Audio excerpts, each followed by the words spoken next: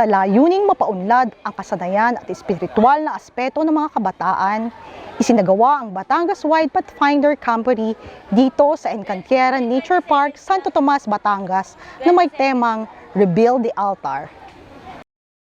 Pinangunahan ng Batangas Adventist Teachers Association o BATA ang Batangas Wide Pathfinder Camporee na dinaluhan ng humigit kumulang sa 200 mga pathfinders mula sa 10 paaralan ng Batangas at sa San Rafael Adventist Elementary School sa Laguna.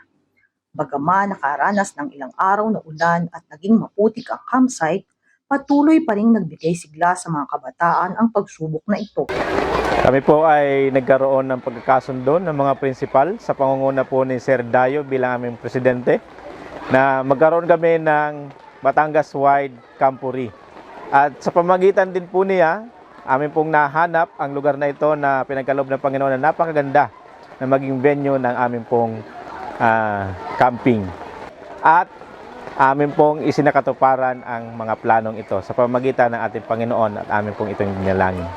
Ang Pathfinder Camporee ay isang natatanging aktibidad na hindi lamang masayang pagsasama-sama, kundi isang paraan upang mahubog ang mga kabataan sa pisikal, mental, sosyal at espiritual na aspeto ng buhay.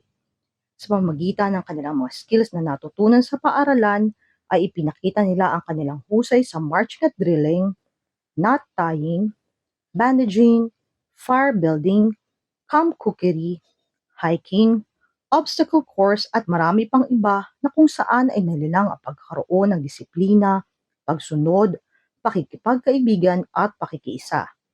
Sa pagkakaroon naman ng mga worship services, idiniin ng mga tagapagsalita ang kahalagahan ng pagbabago sa mga prioridad upang lumalim at lumago ang pagkakilala kay Kristo.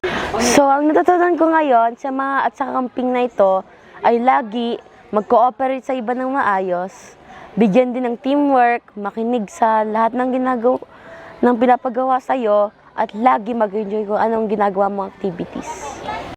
Natutunan ko po na ang pagising sa umaga ay magbasa ng Bible at taimtim na manalangin. Naramdaman ko din po ang pagpapala at presensya ng Panginoon. Nagkaroon ng binyagan na may 15 mga pathfinders ang nagdesisyon na tanggapin si Kristo bilang kanilang tagapagligtas.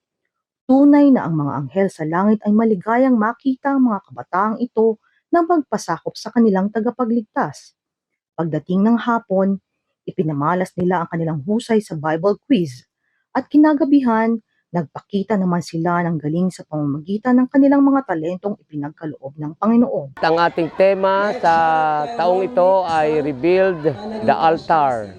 Ito po ay may kinalaman sa pagpapatatag ng pananampalataya ng ating mga kabataan upang sila'y maihanda sa malapit na pagdating ng ating Panginoon. Ang mga kabataan ay may mahalagang papel sa pagtatayong muli ng altar ng Diyos. Sila ay ang mga instrumentong kanyang pinili upang ipakita ang kanyang kapangyarihan, kahabagan at dakilang pag-ibig. Kaya patuloy natin silang suportahan sa mga ganitong gawain sa pagpapalakas ng kanilang pananampalataya. Sa ngalan po ng South Central Zone Conference ay isang kagalakan para sa amin magkaroon tayo ng gatong Batangas Wide Camporee.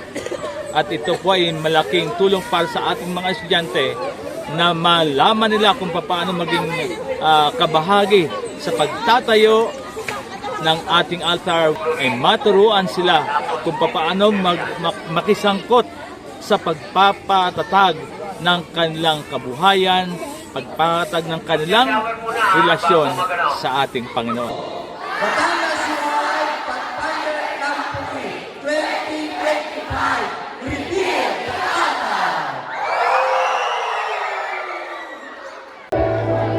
Timoteo 4:12. Huwag mong hayaang hamakin ka ni numan dahil sa iyong kabataan. Sa halip, sikapin mong maging halimbawa sa mga mananampalataya sa iyong pagsasalita, pag-uugali, pag-ibig, pananampalataya at malinis na pamumuhay.